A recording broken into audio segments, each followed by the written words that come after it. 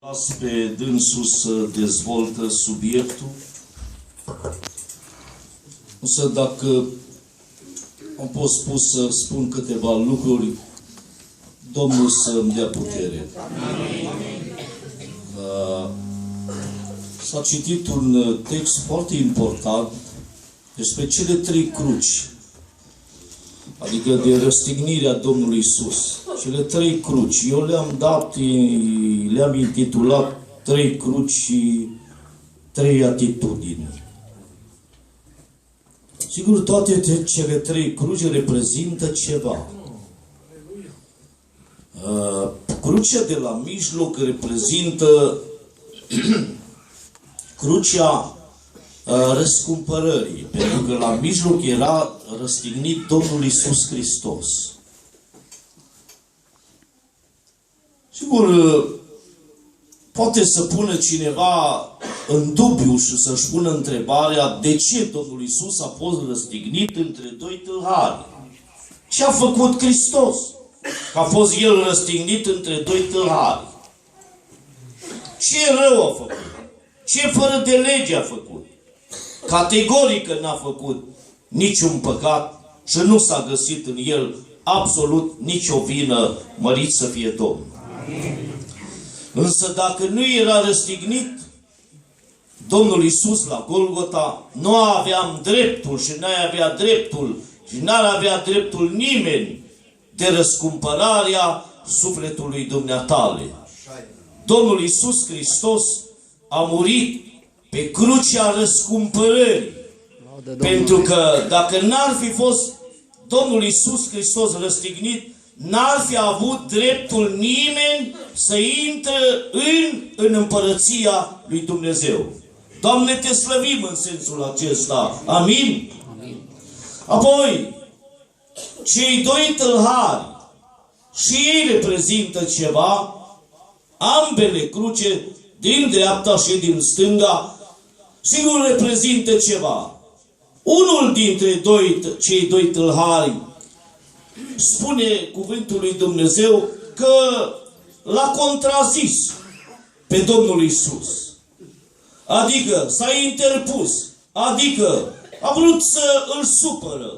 Și a spus, dacă ești Fiul lui Dumnezeu, de ce ești răstignit? Dă-te de pe cruce jos. Mântuiește-te și pe tine. Mântuiește-ne și pe noi. Dacă tu ești Dumnezeu, dacă tu te pretinzi că ești Fiul lui Dumnezeu, dă-te de pe cruce jos. Și celălalt tâlhar, imediat ia apărarea Domnului Iisus și spune, dar nu te temi tu de Dumnezeu? Noi merităm pedeapsa, că am făcut fără de lege. Dar omul acesta n-a făcut niciun păcat, niciun rău, nicio fără de lege. Nu se află în inima și în viața lui. Și apoi, atenție, cel care l-a contrazis pe Domnul Iisus reprezintă crucea răzvrătirii. Dacă ești un răzvrătit până în seara aceasta, atenție, răzvrătit înseamnă un ateu, ateist, nu crezi nimic. Vii la adunare, vezi ce vezi. Mă, dar cine sunt ăștia aici? Mă, da, ăștia n-au altă treabă. Mă, da, ăștia nu se ocupă cu nimic. Ăștia când mai se duc la lucru? Ăștia când mai lucrează? Ăștia când mai au și ei treburile lor pe acasă? Mă, da, citesc dintr-o Biblie modestă, veche, simplă. Mă, da, toată săptămâna aleargă. Mă, dar n-au altă treabă. Domnule, să citească și ei o altă carte.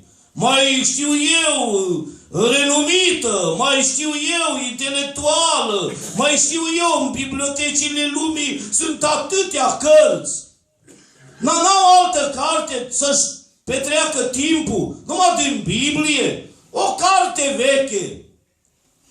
Dragii mei, cartea aceasta simplă, modestă, care li se pare oamenilor, veche, este cartea cărților. Slavă Domnului! Este cartea care spune și aduce bucurie în inima oamenilor întristați, care le-au provocat Satan, diavolul, supărare. Atâtea supărări provoacă Satan, diavolul, inimilor oamenilor. Oamenii sunt supărați, oamenii sunt presați de necazuri, oamenii ajung la intersecții de drumuri, nu știe încotro să meargă, însă Biblia este cartea care aduce bucurie, care aduce pace, Aleluia. care aduce binecuvântare, care aduce fericire, care aduce mângâiere, care aduce mântuire. Binecuvântat să fie Domnul. Amin. Aș vrea să vă spun, repet, crucea tâlharului care s-a interpus, care l-a contrazis pe Domnul Iisus, reprezintă crucea răsplătirii. Egal, El a murit în păcatele Lui. Hristos a murit pentru păcatele omenirii. Binecuvântat să fie Domnul. Crucea a tâlharului care îi apără pe Domnul Iisus. Dar nu te temi tu de Dumnezeu. Noi merităm pedeapsa. Și faceți și o rugăciune după Biblie. Mă întreb și să te întreb, drag ascultător, de când nu te-ai rugat după Biblie? O rugăciune scurtă, dar după Biblie. Și auziți cum s-a rugat tâlharul care l-a apărat pe Fiul lui Dumnezeu. Binecuvântat să fie Domnul. Doamne, să-ți aduci aminte de mine când vei veni în împărăția Ta. Aleluia. Și Domnul Iisus îi răspunde și îi dă rezultat. Domnul poate să-ți dea răspuns și rezultat și dumitale. Dacă îți vede inima, acest tâlhar își schimbă gândul, își schimbă opinia, își schimbă inima, își schimbă religia. Și imediat face o rugăciune după Biblie, scurtă, dar după Biblie. Doamne, să-ți aduci aminte de mine când vei veni în împărăția Ta. Și Domnul Iisus spune, adevărat îți spun, astăzi vei fi cu mine în rai. Binecuvântat să fie Domnul. Aș vrea să spun, El moare pe crucea răscumpărării. Atenție! Tâlharul care l-a contrazis moare pe crucea răsvrătirii, egal, moare în păcatele lui. Hristos, crucea de la mijloc, moare pe crucea răscumpărării. Tâlharul care l-a apărat pe Domnul Iisus moare pe crucea răsplătirii. În ultimele clipe ale vieții își schimbă gândul, inima, opinia. Pentru prima dată în viață, acel tâlhar reușește să schimbă gândul și inima, și gândul și credința, religia lui. Și imediat spune, acum am lângă mine pe cineva care mă poate răscumpăra. El moare pe crucea răscumpărării. Binecuvântat să fie Domnul. Și are prilejul să intre în rai la Golgota. Este primul rod al Domnului Iisus, tâlharul de pe cruce. Primul rod a Domnului Iisus. Binecuvântat să fie Domnul. Eu doresc ca Dumnezeu să vă binecuvinteze. Dă trei lucruri îi aprobă acestui tâlhar care îi apără pricina Domnului Iisus. Trei lucruri îi oferă acolo la Golgota. 1. Îi oferă cea mai bună zi. Astăzi vei fi cu mine în rai. N-ai vrea astăzi să fii cu Iisus în rai? Binecuvântat să fie Domnul. Al doilea lucru care îi oferă Fiul lui Dumnezeu, tâlharului, care îl apără pe Fiul lui Dumnezeu. Îl iubește pe Fiul lui Dumnezeu. Se roagă Domnului Iisus. Binecuvântat să fie Domnul. Al doilea lucru care îi oferă Domnul Iisus acestui tâlhar, îi oferă cel mai bun loc în rai. E bun și în Franța. E bun și în America. E bun și în Germania. E bun, dar cel mai bun loc e în rai. Binecuvântat să fie Domnul. N-ai vrea să fii acolo? Apoi al treilea lucru care îi oferă Domnul Iisus tâlharului, cea mai bună companie. Păi să fii cu prim procuror al județului Timiș, să fii în mașină cu el, în limuzina lui, să spună: Ioane, ești prietenul meu. Petre, ești prietenul meu. Vino cu mine în mașina mea. Toți prietenii tăi și cunoscuții tăi și toți oamenii de valoare care te știu și te cunosc, să te plimbi cu mine în mașina mea, toți să vadă și să spună: Domnule, cu prim procuror al județului Timiș, să plimbă Ion. Păi așa ceva e o cinste, nu-i așa? Binecuvântat să fie Domnul. Dar să fii cu Domnul Iisus, în companie cu El, în rai cu El, la masă cu El. Doamne, ajută-ne! El ne poate pregăti aceste lucruri. Fiți binecuvântați! Eu scurtez, dragii mei, pentru că cer iertare de la fratele nostru Daniel, Praru, care a fost invitat în mod special, și Dumnezeu să-i dea ungere binecuvântată. Amin. Când viața va înceta, eu voi ura către malul mării de cristal, eu voi ura. Eu voi ura în glorie, eu voi ura. Într-o zi nimeni nu mă va opri, eu voi ura. Eu voi ura în glorie, eu voi ura. Într-o zi nimeni nu mă va opri, eu voi ura.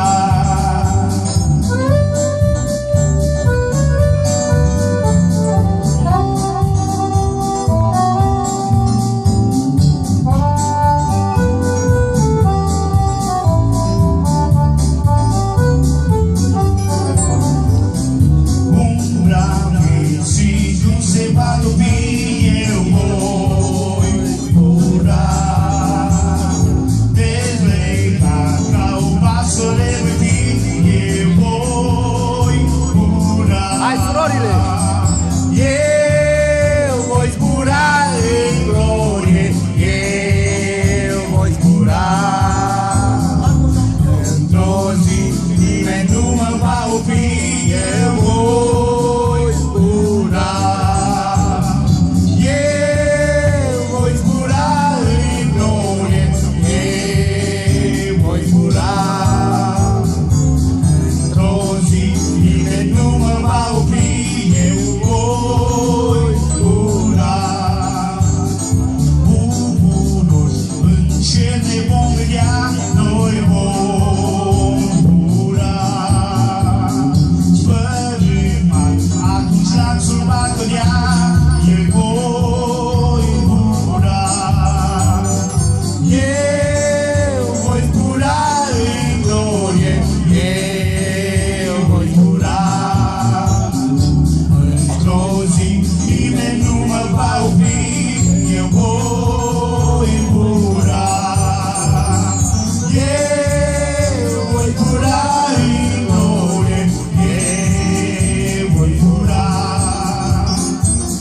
Într-o zi nimeni nu mă va opri, eu voi ura. Păți o corabie și urcă-te-n-ea, și urcă-te-n-ea cu familia ta. Păți o corabie, căci vremea va veni, căci vremea va veni, când valul va pluti. Era odată un om și toți de iertea, oamenii din jur îi bajocoreau, toți râdeau de noie, fiindcă el vorbea de ploaie, de ploaie. Așa Dumnezeu i-a vorbit, că pământul va fi nimicit. Fă-ți o corabie și urcă-te-n ea, și urcă-te-n ea cu familia ta. Fă-ți o corabie, că vremea va veni, că vremea va veni, când te va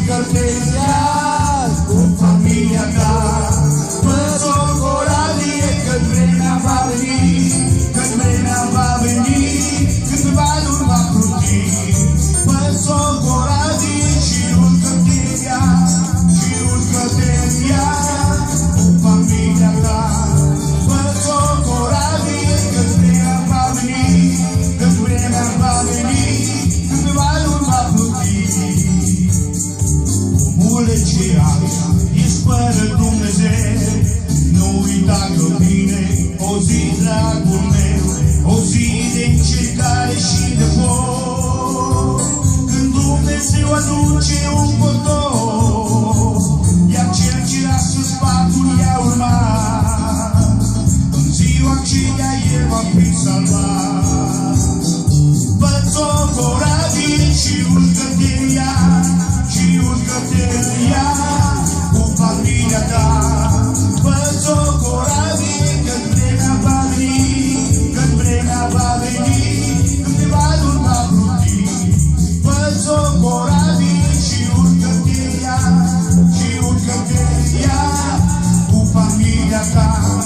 Fă-ți o corabie că-ți vremea va veni, că-ți vremea va veni, când te va urma pluti.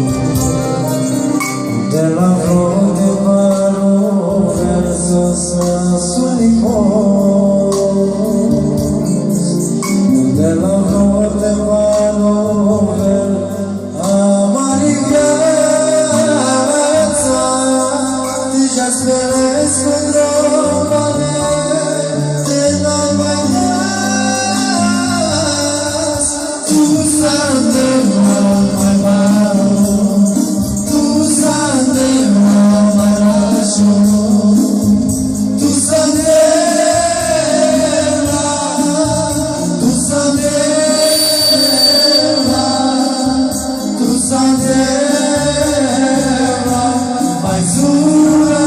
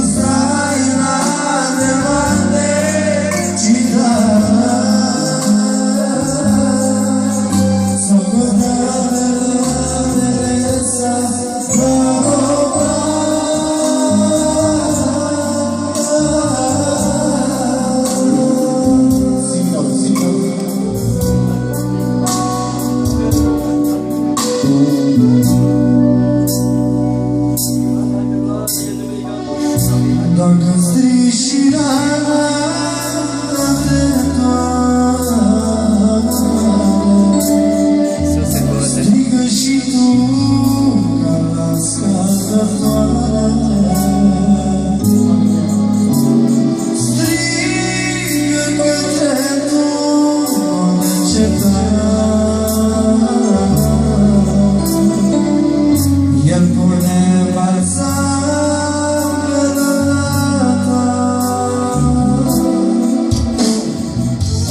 dacă stii și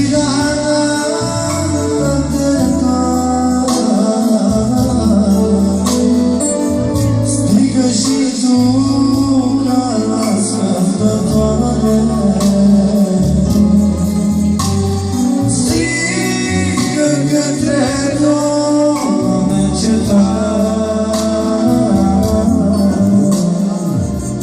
El pune balsam pe rana ta.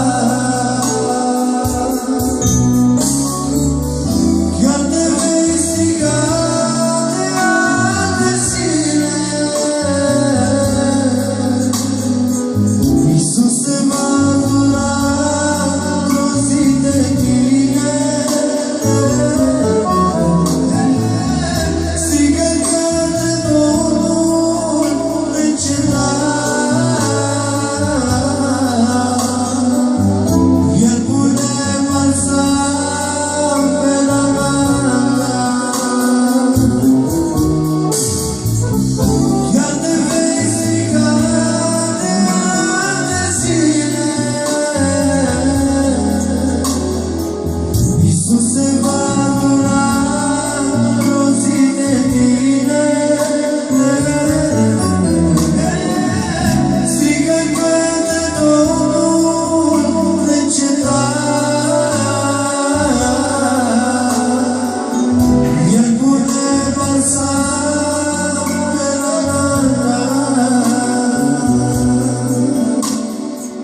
E păstorul meu, nu-i duce lipsă de nimic, chiar dacă să trec prin greu, Domnul e păstorul meu. Și prin marea morții n-aș umbla, Domnul e mereu de partea mea. Nu mă lasă, El nu mă lasă, nu mă tem de niciun rău, e păstorul meu. Și prin marea morții n-aș umbla, Domnul e mereu de partea mea. Nu mă lasă, El nu mă lasă, nu mă tem de niciun rău, e păstorul meu. Și prin marea morții n-aș umbla, Domnul e mereu de partea mea. Nu mă lasă, El nu mă lasă, nu mă tem de niciun rău, e păstorul meu. Nu mă tem de niciun rău, e păstorul meu.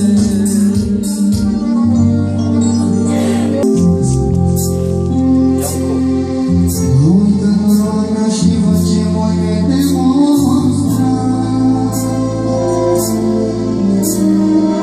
Vezi tot ce am din mâna ta, am căpătat. Nimic nu am mai făcut din tot ce tu mi-ai dăruit.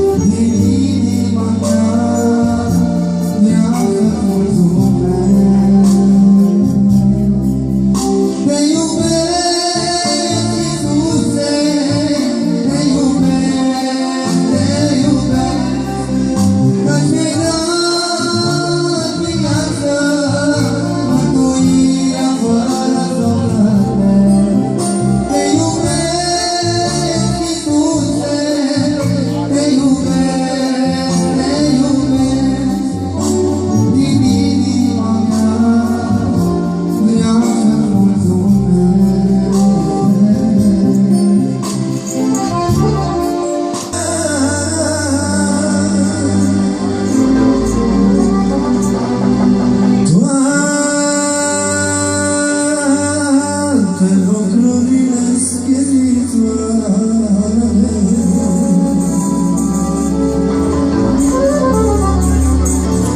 Fericire viață lumea,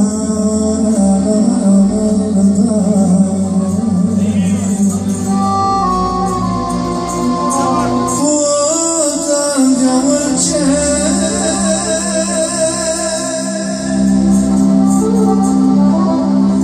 dar fără Domnul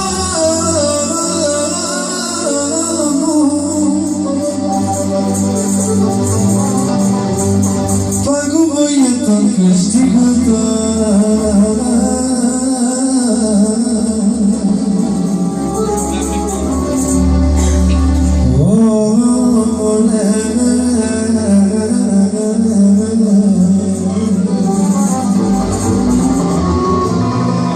Nu să-i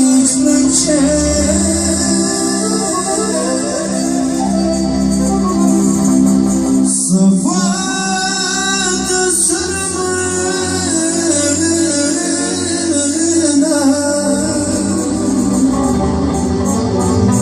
fericire lângă Dumnezeu.